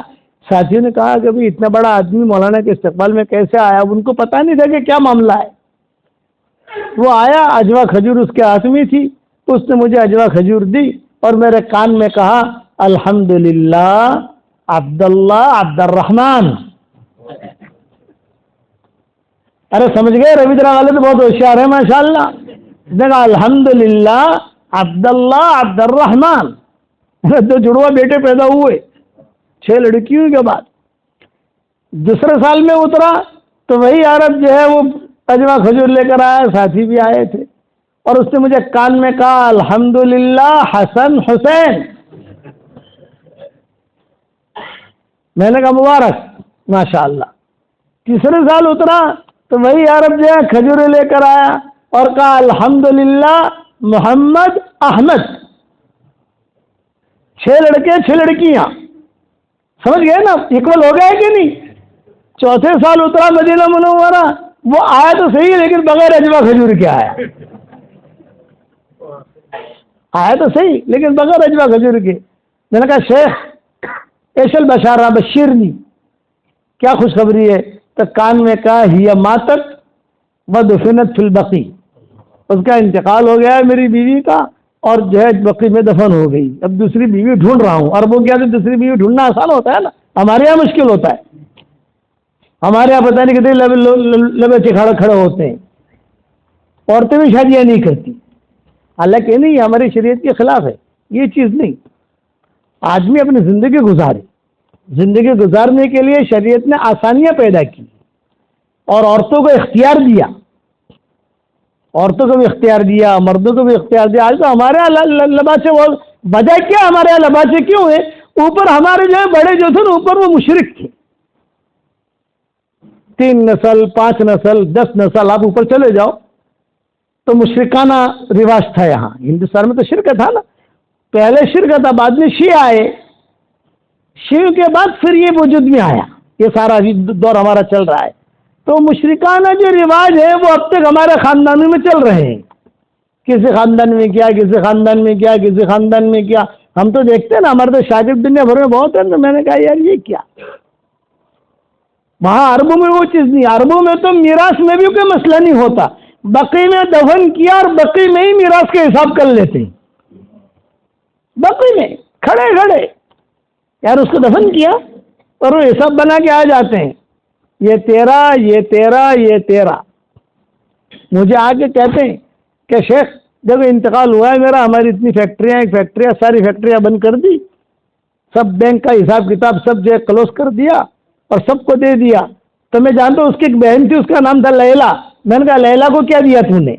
تو اس نے کاغذ نکالا، دیکھو یہ لیلا، یہ نام لکھا ہوا ہے لیلا کا، اس کا یہ ہے۔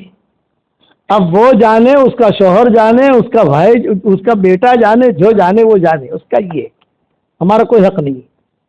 ہمارے یہاں ایسا ہے، ہمارے یہاں تو پہلے عورتوں کو میراث ہی نہیں دیتی۔ اللہ معاف فرمائے، ہمارے یہاں تو عورتوں کو، لڑکیوں کو میراث ہی نہیں دیتے، کچھ سمجھتے ہی نہیں میراث کیا ہے۔ اچھے اچھے مولویوں کے میراث کے مسئلے پتہ نہیں ہوتے، حالانکہ میراث میراث ہے، اس میں کوئی اس میں کسی قسم کی کوئی پابندی نہیں ہے، اللہ کا احکامات ہے یہ تو اوپر کے۔ اور اتنا کھرا کھرا میراث کا مسئلہ اللہ نے بیان کیا ہے، کھرا کھرا۔ نماز کے بارے میں اللہ نے کہا نماز پڑھو، عشاء کی 4 پڑھو، فجر کی 2 پڑھو، ظہر کی 4 پڑھو، عصر کی 4 پڑھو، یہ اللہ نہیں کہیں گے، یہ حضور بتائیں گے، حدیث بتائے گی۔ زکوٰۃ دو، کتنی دو، کیسے کرو، ساری حدیث بیان کرے گی۔ روزہ رکھو، کیا ترتیب ہوگی، وہ ساری حدیث بیان کرے گی۔ حج کرو، حج میں کیا ہوگا، ساری تفصیل حضور بیان کریں گے۔ میراث میں ایسا نہیں ہے، میراث میں تو اللہ نے حساب کتاب کر کے بھیج دیا۔ اللہ کو معلوم تھا کہ ڈنڈی ماریں گے یہاں، اللہ کو معلوم ہے کہ ڈنڈی ماریں گے یہاں، تو خود وہاں سے حساب کتاب ہو کے آ گیا، کوئی ڈنڈی مار ہی نہیں سکتا۔ صدیق اکبر کا جب انتقال کے وقت قریب آیا، حضرت عائشہ بیٹھی ہوئی تھی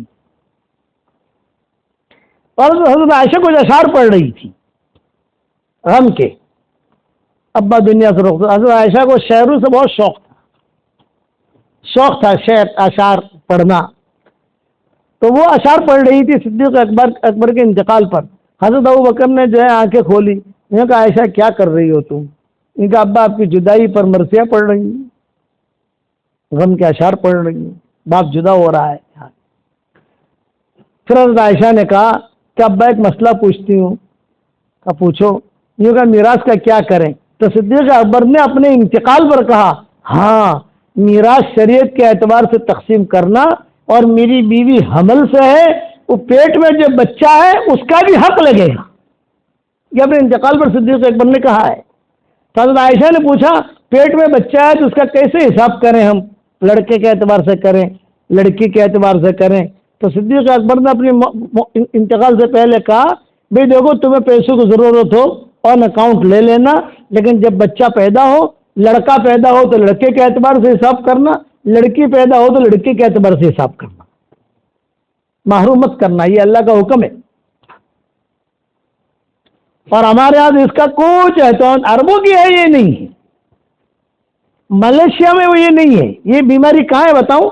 ہندوستان، پاکستان میں بہت زیادہ جہالت بھری ہوئی ہے، اللہ معاف کرے گا، سنے گا تو ناراض ہو جائیں گے وہ لوگ، جو ہم تو جانتے ہیں تو سب جگہ ہم کو پتا ہوتا ہے کہ ابھی تو ہندوستان غنیمت ہے ہمارا، تو ماشاء اللہ علماء ہے، سنجیدہ علماء ہے ہمارے یہاں کے جو علماء ہندوستان کے، وہ لڑائی والی بات کبھی نہیں کریں گے، میٹھی میٹھی باتیں کریں گے، اگر یوٹیوب پر بھی آئے تو میٹھی میٹھی بات کریں گے، لڑائی والی بات نہیں، دھکم دھکا نہیں۔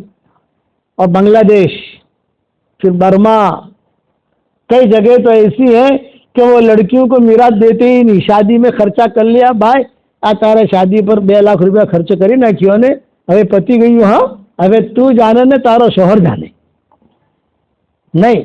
بیٹی یا بہن آپ کے گھر سے رخصت ہو رہی ہے، اس کو یہ کہو کہ بیٹا تم کو اللہ خوشحال رکھے، تمہارا چمن آباد رہے، لیکن بیٹا چھوٹا دل مت کرنا، خدا نہ خواستہ کچھ حالات آئے، کچھ ہوا، ہمارے گھر کے دروازے کھلے ہوئے ہیں،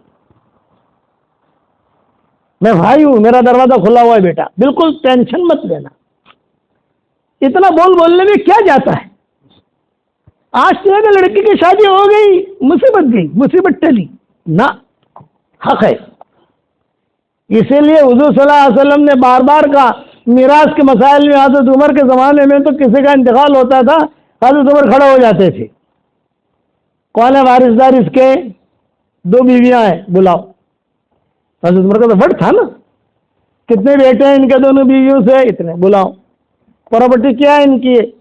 اور اس زمانے میں زید ابن ثابت ہوتے تھے اور ابی ابن کعب ہوتے تھے، ابی ابن کعب یہ قاضی ہوتے تھے۔ حضرت عمر کے زمانے میں 2 قاضی تھے، خود حضرت عمر بھی فیصلہ کرتے تھے اور ابی ابن کعب کو بھی کہتے تھے کہ تم بھی فیصلہ کرو، کام بڑھ گیا نا تو مدینہ منورہ میں 2 کوارٹر کر دیا حضرت عمر نے. ایک کوارٹر میں خود بیٹھتے تھے اور ایک کوارٹر میں ابی بن کعب کو بٹھاتے تھے اور کہتے تھے کہ ان سے جو ہے میراث کے سارے مسائل سیکھ لو, ان کا میراث تقسیم کرو برابر, شریعت کے اعتبار سے ہے کہ نہیں. من حشر کے میدان میں اللہ مجھ سے پوچھے گا کہ تمہاری حکومت میں ایسا کیوں ہوا, مال کیوں نہیں پہنچا. اس لیے یہ نیت کرو, میراث دینے کے ارادے کرو, کم نہیں ہوتا. یاد رکھنا, یہ میراث کا قصہ تو ایسا ہوا, اور ابن ثابت جب شہید ہو گئے تو پہلے عورتوں کو میراث نہیں ملتی تھی.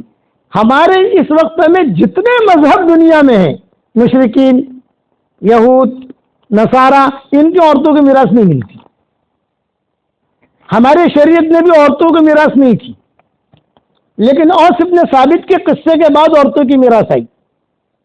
اوس ابن ثابت شہید ہو گئے تو ان کی بیوی, 2 بچیاں اور ایک بیٹا, یہ 4 تھے. بیوی جوان تھی, بچیاں چھوٹی تھی, بیٹا جو تھوڑا سا بڑا تھا, یعنی جوانی ہوئی عورت, اور اوس ابن ثابت شہید ہو گئے. ایک دن کے بعد یعنی آج شہید ہوئے ہیں, اور آئندہ کل جو ہے اوس ابن ثابت کے بھائی آئے بھابھی کے پاس اور کہا بھابھی تم نے تو کہیں مرے ہی نہیں. کہا کہ تمہیں تو عورت چھو, تم تو عورت ہو, تمہیں کچھ نہیں ملے گا. اچھا بھائی ٹھیک ہے, چلو نہیں ملے گا تو ٹھیک ہے. ان 2 لڑکیوں کو بھی نہیں ملے گا, اس لیے کہ لڑکیاں ہیں. لڑکے کو ملے گا, لیکن کب ملے گا, جب بڑا ہوگا تب, ابھی چھوٹا ہے.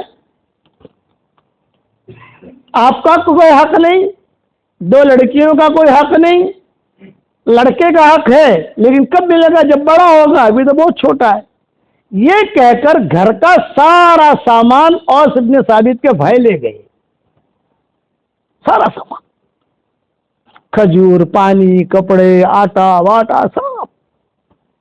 ابھی بیچاری بیوہ اکیلی, بچیاں ہیں, بیٹا بھی ہے. رات تو جیسے تیسے کر کے گزار لی. دوسرے دن اتفاق سے, اچھا حضور صلی اللہ علیہ وسلم کو کچھ پتا نہیں کہ ہوا, یہ مدینے کا قصہ ہے. میراث کے مسائل آخر میں آئے ہیں. ہماری شریعت میں میراث کے مسائل آخر میں آئے. یہ تو رمضان کا عمرہ آخر میں آیا. صحابہ رمضان کا عمرہ کہاں جانتے تھے, اور یہ بھی عورتوں کی برکت سے ملا رمضان کا عمرہ. یہ جتنی بھیڑ ہوتی ہے نا, تو پہلے عورتوں کو ثواب ملے گا اس کا, عمرے کا. یہ عورتیں ذریعہ بنی ہیں, تو یہ میراث کی بھی یہ عورتیں ذریعہ بنی. وہ ہوا ہے کہ حضور صلی اللہ علیہ وسلم اتفاق تھا حضور صلی اللہ علیہ وسلم کا, کہ آپ کو کچھ پتا نہیں, اوس ابن ثابت کی بیوہ کے ساتھ یہ ہوا ہے. کسی جگہ حضور گزر رہے تھے تو بیچ میں راستے میں اوس ابن ثابت کا گھر بھی آتا تھا. اب جس گلی سے حضور صلی اللہ علیہ وسلم گزرتے تھے تو سارے گلی والے کے اعلان کرتے تھے, جا رسول اللہ, جا رسول اللہ, جا رسول اللہ. عید ہوتی, جا رسول اللہ, جا رسول اللہ, جا رسول اللہ. تو اوس ابن ثابت کی بیوہ نے سن لیا, ارے حضور ہمارے گلی میں آئے, اور صحابہ بھی ساتھ تھے اور گزر رہے ہیں. تو اوس ابن ثابت کی بیوہ نے جلدی جلدی اپنی 2 بچوں کو باہر دروازے کے باہر بٹھا دیا اور خود اندر بیٹھ گئی. آپ کو پتا نہیں اوس ابن ثابت کا مکان ہے اور اس کے یتیم بچے ہیں. جب وہاں سے حضور تھوڑے سے گزرے تو اوس ابن ثابت کی بیوہ نے زور سے کہا, السلام علیکم یا رسول اللہ. آپ نے جو سلام سنا تو حضور کھڑے ہو گئے. وعلیکم السلام. بھائی کون ہے, کس کا مکان ہے؟ ایک صحابی نے کہا غالباً حضرت عمر تھے یا کوئی دوسرے صحابی تھے. انہوں نے کہا یہ اوس کی بیوہ نے سلام کیا ہے اور یہ بچے اوس کے یہ یتیم ہیں. او وعلیکم السلام. آپ کو پتا چلا کہ اوس شہید ہوئے ہیں اور یہ بیوہ ابھی قریب کی بیوہ ہے, تو آپ کھڑے رہے اور تعزیت کے جملے کہے, اللہ تمہارے لیے انتظام کرے, اللہ یہ کرے, یہ کرے, یہ کرے, یہ کرے. پھر اوس ابن ثابت کی بیوہ سے پوچھا کچھ کہنا چاہتی ہو؟ تو اوس ابن ثابت کی بیوہ نے کہا کہ ہاں میں ایک بات کہنا چاہتی ہوں.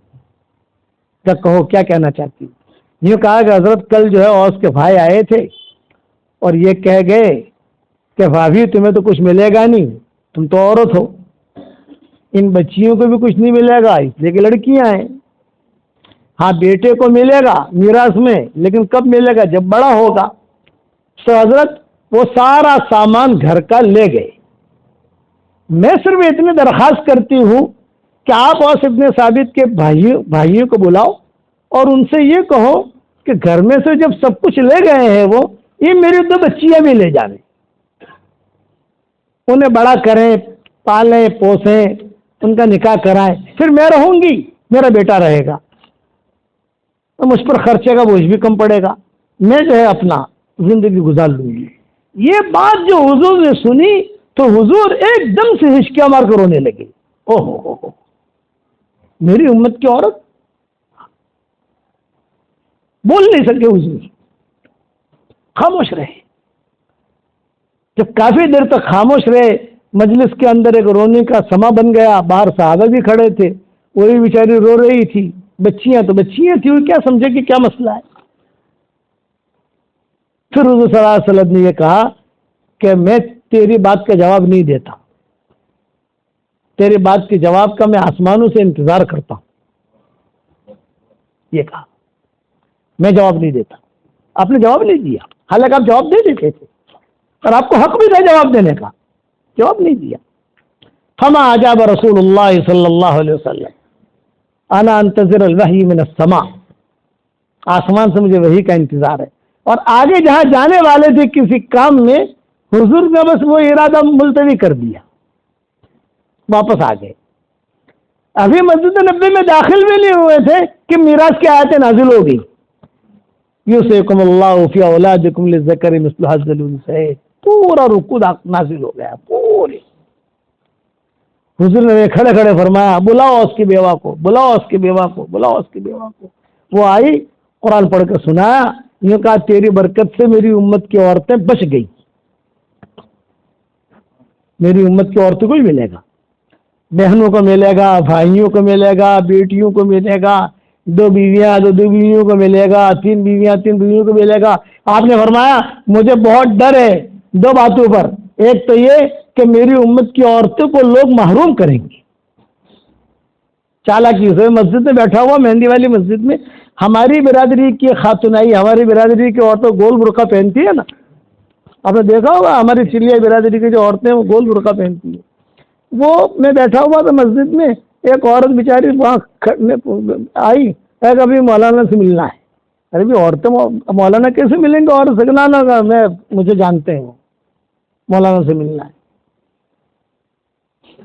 میرے ساتھ جو ساتھی رہتے ہیں وہ آئے، انہوں نے کہا مولانا کوئی خاتون ہے آپ ہی کی برادری کی اور ملنا چاہتی ہے۔ میں نے کہا میں بوڑھا آدمی یار، کسی جگہ سے چل کے جانا مستقل ایک کام، ابھی ساؤتھ افریقہ کے سفر میں تھا، اب لوگ بہت محبت کے اندر جو پریشان کرتے ہیں وہ سمجھاتا ہوں آپ کو۔ اب جانا ہے 5 کلومیٹر دور، ایک کار میں بیٹھا تو ارے مولانا آپ کے کار میں نہیں بیٹھنا ہے، آپ کو دوسری کار میں بیٹھنا ہے۔ ارے یار 5 کلومیٹر تو جانا ہے، 5000 کلومیٹر تھوڑی جانا ہے۔ اب بیٹھ گیا ہوں، تم مجھے نہ مولانا انہیں کار میں بیٹھا ہوں۔ اچھا وہ پٹا بٹا نکالا، یہ نکالا، ڈنڈا بنڈا پکڑا، آہستہ آہستہ کر کے اترا، وہ کار میں جا کے بیٹھا تو دوسرا سیٹ ہی آیا۔ ارے مولانا نے کار میں نہیں بیسڑوانا، اولی جو کالی کار کھڑی تھی نا، کالی کالی کیا بیسڑوانا چاہیے۔ میں وہاں گیا، اب وہاں جا تیسرا چوتھا سیٹ ہی آیا، ارے نہ انہیں مرسیڈیز لائیا تھے مولانا ماتے، 4 کاروں میں بٹھایا مجھے، سمجھے؟ تو اس کے اکرام کریں گے، کہیں گے یا فجیدہ کہیں گے؟ فجیدہ۔ اب بوڑھا آدمی کو ایک جگہ سے اٹھنا بھی مشکل۔ میں نے اس کو کہا ہمارے عبدالرحمان کو بھی، مجھے یہاں کار لے آنا، یہاں سے میں بیٹھ جاؤں گا کار کے اندر، چڑھنا اترنا میرے لیے بہت مشکل ہوتا ہے، گھٹنے کی تکلیف۔ وہ مجھے وہ ضد پر کھڑی ہے وہ عورت، کہنا نا مولانا سے مجھے بات، یا میں مسجد میں آؤں چھوں، ہماری وہ مسجد میں ہوں آؤں چھوں، ارے بھائی نہیں آتی ہوں آؤں چھوں، بار تو نہیں آتی ہوں آؤں چھوں، مسجد میں آ کے اور فجیتا ہوگا، پتہ نہیں کوئی لڑکی آئی مولانا سے ملنے کے لیے، کیا مسئلہ ہے؟ تو میں گیا تو میں نے کہا مولانا مجھے ایک بات کا جواب دو، میں فلاں کی بیٹی ہوں، خاندان ہے، بڑا خاندان ہے، اور آپ ہمارے یہاں کھانے کے لیے آتے ہیں؟ ہاں آتا ہوں، اور آپ کی دعوتیں ہوتی ہیں ہمارے یہاں، ہماری کاریں آپ کے لیے خدمت میں کھڑی رہتی ہیں، کہیں جانا کرنا ہوئی ہو۔ مولانا میرے بھائی میرے پاس آئے، اور ہماری پراپرٹیاں کتنی ہیں وہ تو آپ کو معلوم ہے، کتنے دھندے ہمارے چل رہے ہیں وہ بھی آپ جانتے ہو. ہاں میں نے کہا تو کہوا شو آگے سے کین بھائی آپ کہنا کیا چاہتی ہو یہ مجھے کہو. میرے بھائی میرے پاس آئے ایک پوٹلی لے کر اور کہا لو بھائی آپ پوٹلی پر قبضہ کرو اور امون پاشی آلو. سمجھ گئے نا آپ لوگ؟ کیا آپ پوٹلی پر قبضہ کرو اور امون پاشی آلو. تو میں نے کیا، میں نہیں جانتی تھی کہ ان کا کیا مقصد ہے. اور پھر گھر جا کر کہتے تھے تارے ورسو علی دی دو. ہاں بھائی یہ چالاکی، سمجھ گئے نا؟ شیطان سے یہ شیطان، آج کل لوگ تو شیطان بھی ان سے مشورہ کرتا ہے، چالاکی میں اتنے آگے ہیں. اب بتاؤ کہاں دین رہا؟ اور وہ کون ہے؟ سال کا چلہ لگاتے ہیں ماشاءاللہ پابندی سے. ہمارے یہاں اجتماع میں زیادہ خرچہ وہی کرتے ہیں، کوئی جماعت آئے تو خرچہ وہ کرتے ہیں، کاروبار پھیلے ہوئے ہیں. معاشرہ یہ میرے سامنے کا قصہ ہے. تو میں نے ان کو بھائی کھڑے کھڑے فون کیا ان کے بھائیوں کو. میں نے کہا آج سے میں آپ کے گھر کبھی بھی نہیں آؤں گا، میرا نام اپنے موبائل سے نکال دینا بھائی. میں نے کہا تم میرے مرید ہو تو مرید کا مطلب یہ ہوتا ہے تم نے تمہاری بہن کے ساتھ یہ. اچھا ایک بہن، جیسے 5 بہنیں ہو 6 بہنیں ہو تو آدمی تو ایک بہن، اور تم تمہاری بہن کے ساتھ یہ معاملہ کیا. اللہ کو کیا جواب دو گے؟ آپ مرنا نہیں ہے. آپ نے تو اسرائیل سے ایگریمنٹ کر لیا ہوگا. ہاں مول صاحب غلطی تھی جی نا، آپ پیسہ تم نے جہنم میں لے جائی. تم ہو کہاں؟ اللہ دیکھ رہا ہے. میں نے کہا چلے میں نام بھی مت لکھوانا، تم اپنے پہلے معاملہ کلیئر کرو. تمہارا حشر کے میدان میں کہاں جاؤ گے تم؟ لوگ کیا کہیں گے؟ نہ مول صاحب منہ پٹاؤ سنا ہماری آیاتیں پٹو جو ہے بھائی، یعنی میں زندہ ہوں، پٹنا چاہیے یہ معاملہ. اللہ جزائے خیر دے، ان لوگوں نے بہت ٹھیک ٹھاک کر کے مجھے حساب بھیجا کہ مول صاحب آٹلو بڑے سے بائنو ہمیں بدو علی جی تھو وہ بھینس کے طبیلے وغیرہ سمجھتے ہو نا آپ لوگ، بھینس کے طبیلے پھر بلڈنگ بن رہی تھی ان میں بہت دھن اندر ہو ٹکا. میں نے کہا الحمدللہ اب تن چلہ جو ایک چلو نا اب تن چلہ جو تمہیں ان برابر مارو سبق کو کھڑو دیون تھی خالی ایک کون تھی اور وجہ کون تھی نہارو یہ مت کرو. ٹھیک ٹھاک ہو گیا معاملہ. ایسی پتہ نہیں کتنی لڑکیاں ہوں گی، پتہ نہیں کتنی عورتیں ہوں گی. آج سارا مجمع یہ نیت کرے کہ ہمیں میراث شریعت کے اعتبار سے نکالنی ہے. اور میں بڑی بات تو نہیں کرتا، لیکن ہمارے علاقے میں یہ بیماری تھی پالم پوریوں کے اندر، اب کم ہو گئی. بیانات سن کر آپ کے یہاں میں پہلی مرتبہ آیا، رویندرات میں کبھی آیا نہیں ہوں. خالق مولانا سلیمان صاحب سے، ان کے عبداللہ سے، اب جان جی، ان سے ہمارے مریم خالہ، ان سے ہمارے بڑے تعلقات رہے ہیں، بہت تعلقات رہے. اللہ ان سب کی قبروں کو نور سے منور فرمائے. بہت خدمت کرتے تھے. مریم خالہ کی قبر کا اللہ نور سے منور فرمائے. کبھی بھی اس عورت نے خدمت کرنے میں پیچھے نہیں ہٹی.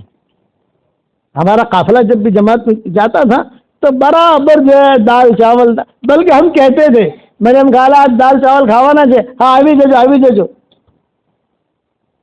دال چاول چٹنی پاپڑ. اس لیے آپ حضرات سے میری درخواست ہے کہ میراث حشر کے میدان میں پوچھا جائے گا. نہیں دیا ہے تو بھائی تھوڑی پراپرٹی بیچنی پڑے گی نا، یہی تو ہو نا، کتنا جمع کرو گے؟ اللہ چھٹی پر نہیں گیا. آج یہ سوچتا ہے اللہ چھٹی پر گیا، اللہ کو کیا پتا نا ہوا معکم اینما کنتم، وہ تمہارے ساتھ ہے جہاں بھی تم ہو. یا زیادہ مال جمع مت کرو، یہ مال آدمی کو جہنم میں ڈال دے گا. میراث بہت قصے ہیں. یہ تو میں نے اور سب ثابت کا ایک قصہ سنایا، صدیق اکبر کا ایک قصہ سنایا، حضرت عمر کا ایک قصہ سنایا. مدینہ منورہ میں جہاں عورتیں آتی تھی معاملے لے کر حضور حضرت عمر کے سامنے، حضرت عمر دوسرا دن ہونے نہیں دیتے تھے. ذرا اس کے بھائی کو بلاؤ، اس کو فلاں کو بلاؤ. فلاں کو بلا، فلاں کو بلا، کتنے ہیں تیرے باغات؟ اتنے. بھائی گنو کتنے کھجور کے درخت ہیں. اس لیے مدینہ منورہ میں زمین کا ریٹ الگ ہوتا ہے اور اندر جو کھجور کے درخت ہوتے ہیں نا اس کا ریٹ الگ ہوتا ہے. کھجور کے درخت گنے جاتے ہیں. بھائی زمین اتنی ہے، کھجور کے درخت کتنے ہیں وہ دیکھو اتنے ہیں. تو کھجور کا کہ درخت کا ریٹ الگ، زمین کا ریٹ الگ تقسیم کرتے تھے. اس لیے میراث، ان الذین یاکلون اموال الیتامی ظلما انما یاکلون فی بطونہم نارا وسیصلون سعیرا. بہنوں کو نہیں دیا، بہنوں کو گھر جا کے لڑائی مت کرنا. یہ مجھے اللہ نے میرے دل میں ڈالا ہے جو میں نے بیان کیا ہے. میں کبھی بھی کوئی چیز سوچ کے نہیں بیٹھتا کہ یہاں یہ بیان کرنا ہے. میں اللہ سے صرف اتنا کہتا ہوں، اللہ میرا دل و دماغ تیرے ہاتھ میں ہے، جو مجمع کے لیے خیر ہو وہ مجھے کہلوانا اور جو شر ہو بچا لینا. اس لیے اللہ نے میرے دل میں ڈالا اور میراث کی بات کی میں نے. بعض مرتبہ بڑا بھائی ہوتا ہے قبضہ کر لیتا ہے، چھوٹے بھائیوں کو محروم کر دیتا ہے. چھوٹے بھائی چھوٹے ہوتے ہیں، بچے چھوٹے چھوٹے ہوتے ہیں. قرآن کی آیتیں دیکھو. آپ کے یہاں تو مفتیان کرام، علماء کرام بہت ہیں ماشاءاللہ. اب ہمارے یہاں پالمپور کے علاقے میں مستقل جو ہے علماء کی ایسی جماعتیں بنی ہیں کہ جس کا کسی کا بھی انتقال ہوتا ہے تو وہ لوگ میراث کا مسئلہ لے کر خود آتے ہیں. اور میں نے، میرا بیٹا مفتی حذیفہ ہے جو ابھی 3 چلہ ملیشیا تھائی لینڈ میں چل رہا ہے، ابھی جماعت میں ہے. وہ 3 چلہ ہم نے بھیجا ہے اس کو ملیشیا اور تھائی لینڈ، دو مہینے یا 2 مہینے یہاں. میں نے اس کو یہ فن سکھایا. میں نے کہا بھی بمبئی میں تم میراث والے کو آئے تو تم سارے مسئلے ان کے حل کرو. ہمیں تو اب ہم میں وہ طاقت رہی نہیں. اب ہم جو ہے بڑھاپے میں آ گئے، اب زیادہ ہم محنت نہیں کر سکتے. جو اللہ تعالیٰ لے رہا ہے اللہ اسے قبول کرے عافیت کے ساتھ. اب تم جوان ہو، اس لیے کوئی میراث کا مسئلہ ہے کبھی بھی ان کو منع مت کرو. ٹائم دو، ٹائم دے کر ان کو بلاؤ اور شریعت کے اعتبار سے ان کو جواب دو. یہ شریعت ہے. تو میراث کے مسئلے کو کرو گے انشاءاللہ. بھائی کچھ چک چکی ہے تو اللہ سے پہلے معافی مانگو، معافی مانگنے کے بعد وہ حق ادا کرو. ورنہ قیامت کے میدان میں بہن بھی کھڑی ہوگی، بھائی بھی کھڑا ہوگا. بہن جو ہے وہ جنت میں جا رہی ہوگی اور بھائی جہنم میں جا رہا ہوگا. اور فرشتہ یہی کہے گا تو نے مال کھایا تھا. وَتَأْكُلُونَ التُّرَاثَ أَكْلًا لَمًّا وَتُحِبُّونَ الْمَالَ حُبًّا جَمًّا. اب بہت قصے میرے ذہن میں آ گئے یار، حضرت عائشہ کے، حضرت میمونہ کے، ام سلمہ کے میراث پر. اب یہ سارے قصے تو بیان نہیں کر سکتا، 8 بھی بجنے والے ہیں. یہ سارے کتنے قصے بیان کروں، بھرے ہوئے حدیثوں کے اندر. تم دیکھ لینا وہاں. دو گے میراث بھائی، ترتیب بناؤ. اور 313 مرتبہ سورہ اخلاص پکا ہو گیا اپنا. اور یہ ہمارا دعوت کا کام ہے، سدا بہار ہے. دعوت کے کام میں لوگوں اللہ تعالیٰ کے راستے میں نکلو. جس اعتبار سے بھی آپ نکلنا چاہو، جیسے بھی نکلنا چاہو، اللہ کے راستے کی نقل و حرکت کرو بغیر لڑائی بڑائی کی. کوئی لڑائی بڑائی نہیں. بھی 3 دن لگانے کیا تمہیں لڑائی کرنی ہے کے اندر. اور اپنا دین رکھو. مرنے کے بعد یہی دین کام آئے گا. جتنا مال ہے یہ انا للہ ہونے والا ہے. آپ کے جتنے پراپرٹیاں ہیں یہ انا للہ ہونے والی ہے. قبرستان سامنے ہے. کروڑپتی لوگ بھی ہوں گے، جن کی بڑی بڑی دکانیں تھیں وہ بھی ہوں گی. آج جو ایک مرتبہ سبحان اللہ پڑھنے کا محتاج ہو گئے. یا سورہ اخلاص پڑھو گے جنت میں محل تیار ہوگا انشاءاللہ. پڑھو گے انشاءاللہ. اب بتاؤ اللہ کے راستے میں نکلو گے، میں نام نہیں لکھتا، نکلو گے اتنا ارادہ کر لو خالی. ہاں سب نکلو گے نا. 3 چلہ نکلو، 1 چلہ نکلو، 3 دن نکلو. مستورات کی جماعت بھی ہماری آئی ہوئی ہے. میں نے کبھی چلے کی نکالو مستورات کی جماعتیں. جو کرنا ہے دین کے کام میں اپنے آپ کو لگاؤ. خلاصہ کلام یہ اس لیے کہ آپ قرآن کی تفسیر نہیں کر سکتے، آپ جو قرآن کا ترجمہ نہیں کر سکتے، آپ لمبا چوڑا بیان نہیں کر سکتے. ہمارے دعوت کا کام سدا بہار ہے. ہر کسی کو نماز کی دعوت دے سکتے ہو، درود شریف پڑھنے کی دعوت دے سکتے ہو، ہر کسی کو کہہ سکتے ہو. اس لیے ایک کام کرو. اب میں ایک دعا آپ کو پڑھاتا ہوں جس کے پڑھنے سے بہت زیادہ نیکیاں ملتی ہیں. پڑھا دوں آپ کو بھائی؟ فیس ملے گی ہماری؟ ملے گی نا. پڑھو میرے ساتھ. ربنا اغفر لی ولوالدی وللمؤمنین یوم یقوم الحساب. حدیث شریف میں آتا ہے جو اتنا جملہ پڑھ لے تو اس وقت میں دنیا میں جتنے مسلمان مرد اور عورتیں ہوں گی ان سب کے برابر اللہ اس کے اکاؤنٹ میں نیکیاں داخل کرے گا. میری جو بھی کتاب چھپتی ہے تو میں یہ دعا لکھ لیتا ہوں حوالے کے ساتھ، کم سے کم ایک مرتبہ تو پڑھ لے رہے یار، نیکیاں تو ملے گی انشاءاللہ۔ اسے بھی پڑھتے رہو اور اللہ کے راستے میں نکلو گے انشاءاللہ، اللہ تعالیٰ عمل کرنے کی توفیق عطا فرمائے۔ اللہم لک الحمد کلہ ولک المن کلہ لک الشکر کلہ ولک الملک کلہ لک الخلق کلہ ولک الفضل کلہ وإلیک یرجع الامر کلہ وإلیک یصعد الکلم الطیب کلہ لک الحمد بالاسلام لک الحمد بالایمان لک الحمد بالقرآن لک الحمد حتی ترضى لک الحمد اذا رضیت لک الحمد بعد الرضا یا رب صلی وسلم دائما ابدا علی حبیبک خیر الخلق کلہم۔ اے اللہ ہمارے گناہوں کو معاف فرما، ہمارے خطاؤں سے درگزر فرما، ہمارے اس مجمع کو قبول فرما، ان کے آنے کو قبول فرما، ماں بہنوں بیٹیوں کو قبول فرما، ان کے سننے کو قبول فرما۔ اے اللہ تیرے حکم کے مطابق میراث نکالنے کی ہم سب کو توفیق عطا فرما۔ اے اللہ 313 مرتبہ ہمیں سورہ اخلاص پڑھنے کی توفیق عطا فرما۔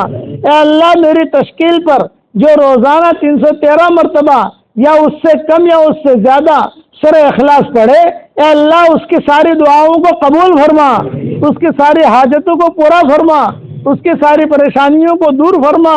اے اللہ جس نے بھی مجھے دعاؤں کے لیے کہا ہو یا دعاؤں کے لیے خطوط میں لکھا ہو یا جن کا مجھ پر کسی قسم کا حق اور احسان ہو یا جو مجھے اپنی دعاؤں میں یاد رکھتے ہوں، ہماری ساری دعاؤں میں ان کا پورا حصہ عطا فرما۔ پورے رویدرا والوں کو قبول فرما۔ مولانا سلیمان جھانجی کی قبر کو نور سے منور فرما، مریم آپا کی قبر کو نور سے منور فرما، عبداللہ کی قبر کو نور سے منور فرما، مولانا عبداللہ صاحب مفتی عبداللہ ان کی قبر کو نور سے منور فرما، مولانا احمد لولاد کی قبر کو نور سے منور فرما۔ جتنے بھی اس قبرستان میں آرام کر رہے ہیں ان سب کی قبروں کو تو نور سے منور فرما، ان کے درجات کو بلند فرما، کروٹوں نے آرام نصیب فرما۔ ہمارے اس مجمع میں جو پریشان حال ہو ان کی پریشانیوں کو دور فرما، جو بیمار ہو ان کو شفا عطا فرما، جن کے لڑکے لڑکیاں شادی کے لائق ہیں، غیر شادی شدہ ہیں، بہترین جوڑوں کا ان کے لیے انتظام فرما۔ پورے رویدرا کے ذرے ذرے کو قبول فرما، قرب جوار کو تو قبول فرما، ہمارے دل میں محبت داخل فرما دے، ہماری آنکھوں میں تیری محبت کا سرما لگا دے، ہمیں تقوی کا لباس پہنا دے، ہمیں زہد کا لباس پہنا دے، اور اللہ جو مانگا وہ عطا فرما، مانگنے سے رہ گیا وہ عطا فرما، اور اپنے فضل و کرم سے ہماری دعاؤں کو قبول فرما۔ سبحان ربک رب العزت عما یصفون وسلام علی المرسلین والحمد للہ رب العالمین۔